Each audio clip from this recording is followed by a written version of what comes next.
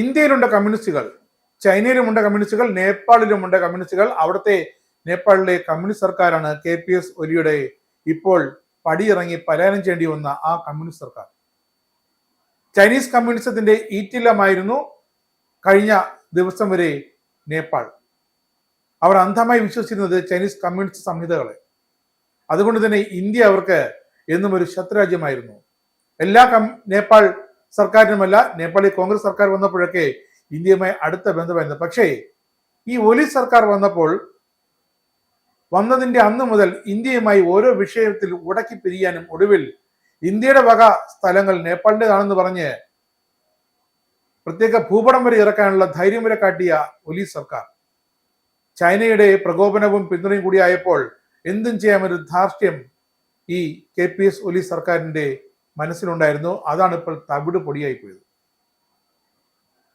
സ്വാഭാവികമായും Chinese communist പ്രസ്ഥാനത്തെ വിശ്വസിക്കുന്ന നേപ്പാളി സർക്കാർ ചൈനയുടെ മാതൃകകൾ അതേപടി പിന്തുടരാൻ ശ്രമിച്ചു എന്ന് വേണം കരുതാൻ. ഒരു കമ്മ്യൂണിസ്റ്റ് സർക്കാർ എന്നാൽ വിപ്ലവത്തിലൂടെ അല്ലെങ്കിൽ ജനകീയ മുന്നേറ്റത്തിലൂടെ, ജനകീയ പ്രക്ഷോഭത്തിലൂടെ ജനങ്ങളുടെ അവകാശങ്ങൾ നേടിയെടുക്കാൻ പ്രതിജ്ഞാബദ്ധരാണെന്നാണ് വൈപ്പ്. കമ്മ്യൂണിസ്റ്റ് ആചാര്യന്മാരൊക്കെ പറഞ്ഞ് പഠിപ്പിക്കുന്നതും അത് തന്നെയാണ്. പക്ഷേ നേപ്പാളിൽ സംഭവിച്ചത് ചൈനീസ് മോഡൽ കമ്മ്യൂണിസം ഒന്ന് പ്രവർത്തിച്ചു നോക്കലായിരുന്നു. പക്ഷേ അതിൽ പരിപൂർണ പരാജയമായി ഒടുവിൽ പണി പാളുകയും ചെയ്തു.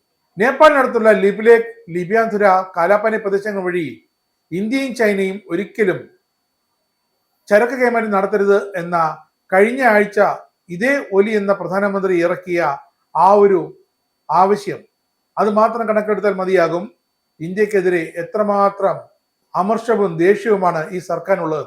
മുൻകാലങ്ങളിൽ നേപ്പാളിലെ പല സർക്കാരുകളെയും അട്ടിമറിച്ച പാരമ്പര്യമുള്ളതാണ് നേപ്പാളിലെ കമ്മ്യൂണിസ്റ്റ് അധികാരൻ KPS ഒലിക്ക്.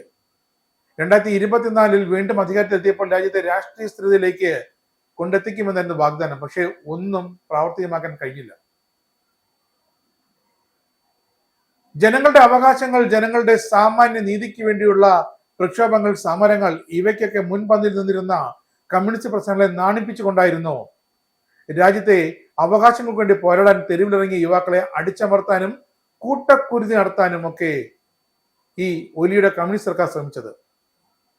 ചൈനീസ് മാതൃകയിൽ TNM സ്ക്വയറിൽ ചൈന നടത്തിയ വിദ്യാർത്ഥി പ്രക്ഷോഭത്തിനെ നടത്തിയ കൂട്ടക്കുരുതിയും അടിച്ചമർത്തലുമൊക്കെ അതേപടി നേപ്പാളിലും ആവർത്തിക്കുക എന്നതായിരുന്നു ഒരുപക്ഷെ KPS ഒലിയുടെ ഒരു ലക്ഷ്യം. പക്ഷെ അത് നടന്നില്ല. അപ്പോഴാണ് നേപ്പാളിലെ കമ്മ്യൂണിസ്റ്റ് സർക്കാർ മനസ്സിലാക്കുന്നത് യുവത്വത്തിന്റെ കരുത്ത് ഒരല്പം കൂടുതലാണെന്ന്. 2024 ജൂലൈയിലാണ് ഒലി മൂന്നാമത് നേപ്പാളിന്റെ പ്രധാനമന്ത്രിയായത്. ഒരു കാലത്ത് സുഹൃത്തായിരുന്നു പുഷ്പകമൽ ദഹൽ പ്രചണ്ഡ തെറ്റിപ്പിരിഞ്ഞ് നേരെ നേപ്പാളി കോൺഗ്രസ് പാർട്ടി നേതാവും മുൻ പ്രധാനമന്ത്രിയുമായിരുന്ന ഷേർ ബഹാദൂർ ദീപുവുമായി കൈകോർത്തായിരുന്നു അന്നത്തെ സർക്കാർ രൂപീകരണം. കടുത്ത ചൈന അനുകൂല നിലപാടുകാരനാണ് ഒലി അന്നും ഇന്നും അറിയപ്പെടുന്നത്. കമ്മ്യൂണിസ്റ്റ് പാർട്ടിയായ CPN-UML ചെയർമാനെ ഒലി 2015 ഒക്ടോബറിലാണ് ആദ്യം നേപ്പാളിന്റെ പ്രധാനമന്ത്രിയാകുന്നത്. 11 മാസത്തെ ഭരണത്തിനിടെ ഇന്ത്യയുമായി പലതവണ അന്നേ ഉടക്കി. നേപ്പാളിന്റെ ആഭ്യന്തര കാര്യങ്ങളിൽ ഇന്ത്യ ഇടപെടുന്നെന്നും തന്റെ ഭരണകൂടത്തെ അട്ടിമറിക്കാൻ ഇന്ത്യ ശ്രമിച്ചു എന്നുമായിരുന്നു അന്നത്തെ ആരോപണം. 2012 ഫെബ്രുവരിയിൽ രണ്ടാമത് പ്രധാനമന്ത്രിയായപ്പോൾ കളി കാര്യമാകുമെന്ന് മനസ്സിലായി ഒലി ഇന്ത്യയുമായി അടുത്തു. ഇന്ത്യയുമായുള്ള സാമ്പത്തിക പങ്കാളിത്തം ശക്തമാക്കുമെന്ന് അന്ന് ഒലി പ്രഖ്യാപിച്ചതാണ്. പക്ഷെ ഒന്നും നടന്നില്ല. എന്ത് ചെയ്തു? കാളി നദിക്ക് കുറുകെയുള്ള ലിബിയാസുര, കാലാപാനി എന്നീ 3 ഇന്ത്യൻ ഭൂപ്രദേശങ്ങൾ അത് നേപ്പാളിൻ്റെതാണെന്ന് പറഞ്ഞൊരു രാഷ്ട്രീയ ഭൂപടം 2020 ഇറക്കിയതോടെ ഇന്ത്യയും നേപ്പാളുമായുള്ള ആ ബന്ധം വഷളായി. ഇപ്പോഴിതാ രാജ്യത്തെ യുവാക്കളെ നിലനിർത്താൻ പാടുപെട്ട ഒടുവിൽ സ്വന്തം ഔദ്യോഗിക വസതിയിൽ നിന്നും കൊട്ടാരത്തിൽ നിന്നുമൊക്കെ ഇറങ്ങി ഓടേണ്ട ഗതികേടിലായി ഒലിയും രാജ്യത്തെ പ്രസിഡന്റുമൊക്കെ. കഴിഞ്ഞ 17 വർഷത്തിനിടെ നേപ്പാൾ ഭരിച്ചത് 14 സർക്കാരുകൾ. അങ്ങനെ രാഷ്ട്രീയമായി അസ്ഥിരത മാത്രം കൈമുതലുള്ള നേപ്പാളിനെ വീണ്ടും ഒരു കടുത്ത അനിശ്ചിതാവസ്ഥയിലേക്ക് നയിക്കുന്നതാണ് ഇപ്പോഴത്തെ യുവാക്കളുടെ പ്രക്ഷോഭം. അവർക്ക് നേതാവില്ല, അവർ ഒരൊറ്റ സംഘമാണ്. പ്രത്യേകിച്ച് രാഷ്ട്രീയ പാർട്ടിയുടെ പിന്തുണ അവർക്കില്ല. എങ്കിലും ഇപ്പോൾ നേപ്പാളി കോൺഗ്രസ് അടക്കം പ്രതിപക്ഷ പാർട്ടികൾ ഈ യുവാക്കളുടെ പ്രക്ഷോഭത്തെ പിന്തുണയ്ക്കുകയാണ്. കാരണം അവിടെ കൂട്ടത്തിലുള്ള 19 പേരാണ് കൊല്ലപ്പെട്ടത്, അതും പോലീസ് നടത്തിയ വെടിവയ്പിൽ.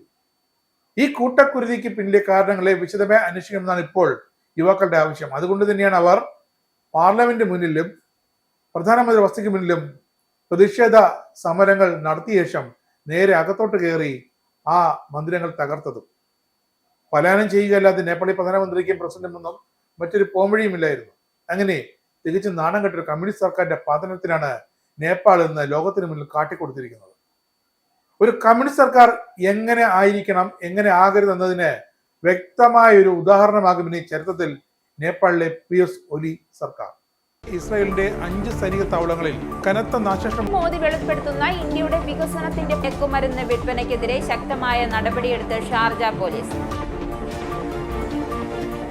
അമേരിക്കയിലെ സാധാരണ മനുഷ്യരോട് കൂടിയാണ് കോൺഗ്രസിനുള്ളിൽ പങ്കുവയ്ക്കാൻ വി ഡി സതീശൻ ഓപ്പറേഷൻ സിന്ദൂറിൽ ഉപയോഗിച്ച